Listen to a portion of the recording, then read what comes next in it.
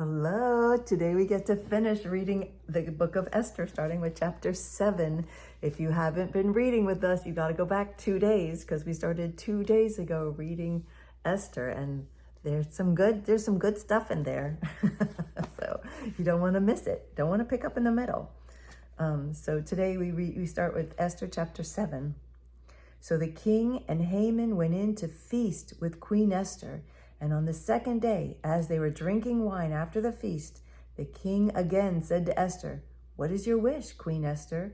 It shall be granted you. And what is your request? Even to the half of my kingdom, it shall be fulfilled." Then Queen Esther answered, "If I have found favor in your sight, O king, and if it please the king, let my life be granted me for my wish, and my people for my request. For we have been sold, I and my people, to be destroyed, to be killed, and to be annihilated. If we had been sold merely as slaves, men and women, I would have been silent, for our affliction is not to be compared with the loss to the king." Then King Ahasuerus said to Queen Esther, "Who is he, and where is he, who has dared to do this?" And Esther said, "A foe, an enemy, this wicked Haman." Then Haman was terrified before the king and the queen. And the king arose in his wrath from the wine drinking and went into the palace garden. But Haman stayed to beg for his life from Queen Esther, for he saw that harm was determined against him by the king. And the king returned from his palace garden to the place where they were drinking wine, just as Haman was falling on the couch where Esther was. And the king said, "Will he even assault the queen in my presence, in my own house?" As the word left the mouth of the king, they covered Haman's face. Then Harbona, one of the eunuchs in attendance on the king, said, "Moreover, the gallows that Haman has prepared for Mordecai, whose word saved the king, is standing at Haman's house 50 cubits high." And the king said, "Hang him on that." So they hanged Haman on the gallows that he had prepared for Mordecai. Then the wrath of the king abated. She saved her. Well, she's about to save. She saved the bad guy. She saved her people from the bad guy. Now the next part comes. Chapter 8. On that day, King Ahasuerus gave to Queen Esther the house of Haman. Wow. The enemy of the Jews, and Mordecai came before the king, for Esther had told what he was to her. And the king took off his signet ring, which he had taken from Haman, and gave it to Mordecai. And Esther set Mordecai over the house of Haman. Then Esther spoke again to the king. She fell at his feet and wept and pleaded with him to avert the evil plan of Haman the Agagite and the plot that had devised against the Jews.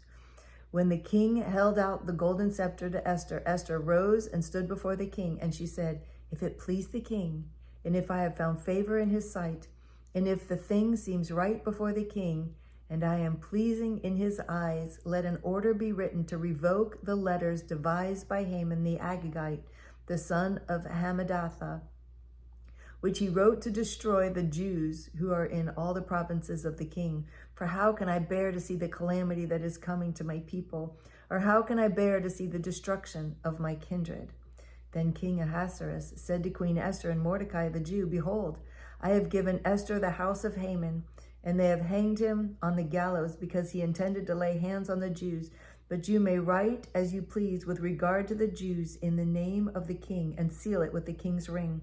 For an edict written in the name of the king and sealed with the king's ring cannot be revoked." The king's scribes were summoned at that time in the 3rd month, which is the month of Sivan, on the 23rd day, and an edict was written according to all that Mordecai commanded concerning the Jews to the satraps and the governors and the officials of the provinces from India to Ethiopia, 127 provinces, to each province in its own script, and to each people in its own language, and also to the Jews in their script and their language. And he wrote in the name of King Ahasuerus and sealed it with the king's signet ring.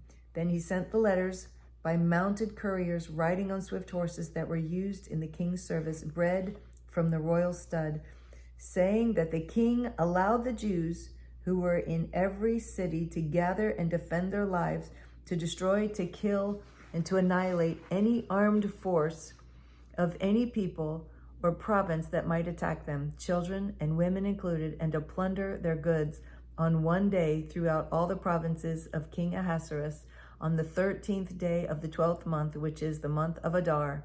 A copy of what was written was to be issued as a decree in every province, being publicly displayed to all people, and the Jews were to be ready on that day to take vengeance on their enemies.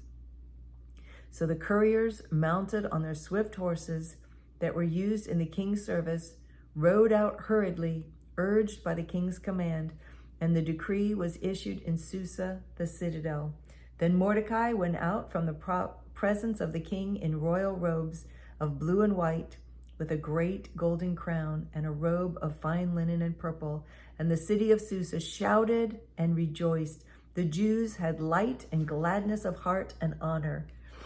And in every province and every city, wherever the king's command and his edict reached, there was gladness and joy among the Jews, a feast and a holiday. And many from the peoples of the country declared themselves Jews, for fear of the Jews had fallen on them. Chapter 9. Now in the 12th month, which is the month of Adar, on the 13th day of the same, when the king's command and edict were about to be carried out, on the very day when the enemies of the Jews hoped to gain the mastery over them, the reverse occurred. The Jews gained mastery over those who hated them. The Jews gathered in their cities throughout all the provinces of King Ahasuerus to lay hands on those who sought their harm, and no one could stand against them, for the fear of them had fallen on all people. All the officials of the provinces and the satraps and the governors and the royal agents also helped the Jews, for the fear of Mordecai had fallen on them. For Mordecai was great in the king's house, and his fame spread throughout all the provinces. For the man Mordecai grew more and more powerful. The Jews struck all their enemies with the sword, killing and destroying them, and did as they pleased to those who hated them. In Susa, the citadel itself, the Jews killed and destroyed 500 men, and also killed Parshandatha and Dalphon and Aspatha and Poratha and Adalia and Aridatha and Parmashta and Arasai and Aradai and Vaizatha, the 10 sons of Haman, the sons of Hamadatha, the enemy of the Jews, but they laid no hand on the plunder. That very day, the number of those killed in Susa, the citadel, was reported to the king. And the king said to Queen Esther, in Susa, the citadel, the Jews have killed and destroyed 500 men, and also the 10 sons of Haman. What then have they done in the rest of the king's provinces? Now what is your wish? It shall be granted you. And what further is your request? It shall be fulfilled. And Esther said, if it please the king, let the Jews who are in Susa be allowed tomorrow also to do according to this day's edict. And let the 10 sons of Haman be hanged on the gallows. So the king commanded this to be done. A decree was issued in Susa, and the king commanded this to be done. A decree was issued in Susa, and the 10 sons of Haman were hanged. The Jews who were in Susa gathered also on the 14th day of the month of Adar, and they killed 300 men in Susa, but they laid no hands on the plunder. Now the rest of the Jews who were in the king's provinces also gathered to defend their lives, and got relief from their enemies, and killed 75,000 of those who hated them, but they laid no hands on the plunder.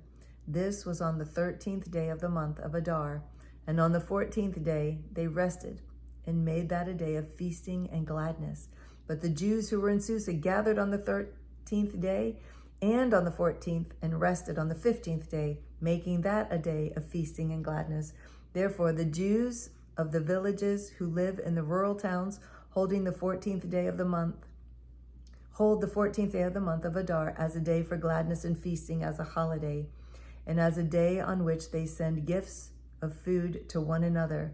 And Mordecai recorded these things and sent letters to all the Jews who were in the provinces of King Ahasuerus, both near and far, obliging them to keep the 14th day of the month of Adar and also the 15th day of the same, year by year, as the days on which the Jews got relief from their enemies, and as the month that they had turned for them from sorrow into gladness and from mourning into a holiday, that they should make them days of feasting and gladness, days for sending gifts of food to one another and gifts to the poor.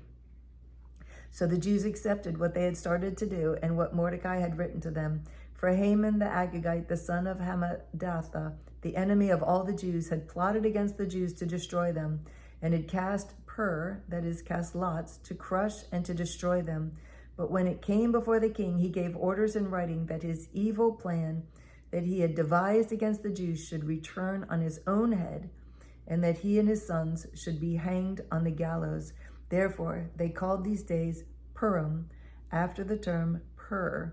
Therefore, because of all that was written in the letter, and of what they had faced in this matter, and of what had happened to them, the Jews firmly obligated themselves and their offspring and all who joined them that without fail they would keep these 2 days according to what was written, and at that appointed time every year, that these days should be remembered and kept throughout every generation, in every clan, province, and city, and that these days of Purim should never fall into disuse among the Jews, nor should the commemoration of these days cease among their descendants. Then Queen Esther, the daughter of Abihail, and Mordecai the Jew gave full written authority confirming this second letter about Purim. Letters were sent to all the Jews, to the 127 provinces of the kingdoms of Ahasuerus, in words of peace and truth, that these days of Purim should be observed at their appointed seasons, as Mordecai the Jew and Queen Esther obligated them, and as they had obligated themselves and their offspring with regard to their fasts and their lamenting. The command of Esther confirmed these practices of Purim, and it was recorded in writing. Chapter 10. King Ahasuerus imposed tax on the land and on the coastlands of the sea, and all the acts of his power and might, and the full account of the high honor of Mordecai, to which the king advanced him. Are they not written in the book of the Chronicles of the kings of Media and Persia? For Mordecai the Jew was second in rank to King Ahasuerus, and he was great among the Jews and popular with the multitude of his brothers, for he sought the welfare of the people and spoke peace to all his people. Ha! That's a big turn of events. Wow. So cool. Such a great story. So thank you for joining me. It's always a pleasure reading with you. I love you so much. Bye.